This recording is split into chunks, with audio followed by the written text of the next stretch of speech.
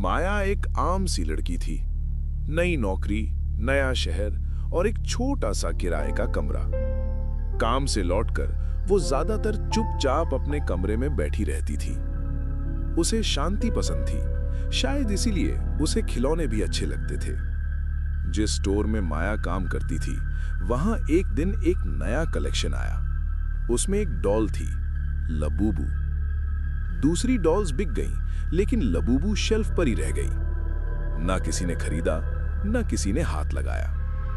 माया को यह बात अजीब लगी। जब माया ने लबूबू को उठाया तो उसे लगा स्टोर अचानक बहुत शांत हो गया है, जैसे आसपास की आवाजें थोड़ी देर के लिए रुक गई हों। उसने ध्यान नहीं दिया और डॉल घर ले आई। माया ने लबूबू को खिड़की के पास रख दिया।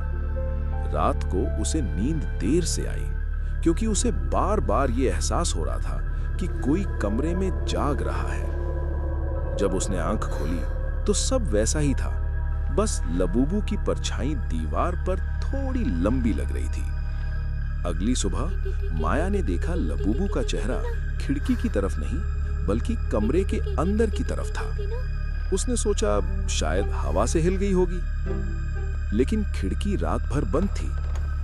उसी दिन माया को काम पर एक अजीब बात पता चली। स्टोर का सीसीटीवी रात 3 बजे अपने आप चालू हो जाता था। फुटेज में कोई दिखता नहीं था, बस एक शेल्फ जहां लबूबू रखी रहती थी। माया ने उस रात अपने कमरे की फोटो ली। बाद में जब उसने फोटो जूम की तो देखा लबूबू की आंखों में कमरे की लाइट नहीं, बल्कि दरवाजे का रिफ्लेक्शन था, जैसे कोई दरवाजे पर खड़ा हो। माया को अचानक बचपन की एक बात याद आई। जब वो छोटी थी तो उसकी एक गुड़िया अचानक गायब हो गई थी। उसी रात उसने पहली बार अकेले सोने से डरना शुरू किया था। उस रात माया ने सपना देखा। वो अपने कमरे में थी, लबूबू जमीन पर बैठी थी। वो हिल नहीं रही थी, बस नीचे देखकर मुस्कुरा रही थी। नींद खुली तो माया की सांस तेज थी और लबूबू अब जमीन पर ही थी। माया का पड़ोसी अपना कुत्ता अक्सर उसके पास छोड़ जाता था। उस दिन जैसे ही कुत्ते ने लबूबू को देखा, वो रुक गया। न भौंका, न पास आया, बस पीछे हटता चला गया। माया ने इंटरनेट पर लबूबू के बारे में पढ़ा। कोई पक्का जवाब नहीं था, बस अलग अलग लोग एक ही बात कह रहे थे, ये डॉल डराती नहीं, बस आपको अकेला नहीं छोड़ती। माया ने लबूबू को एक बॉक्स में रखकर अलमारी में बंद कर दिया। उस रात उसे नींद नहीं आई, क्योंकि हर थोड़ी देर में उसे लगता अलमारी के अंदर कोई जगह बदल रहा है। सुबह माया ने अलमारी खोली। बॉक्स वैसा ही था, लेकिन लबूबू अंदर नहीं थी।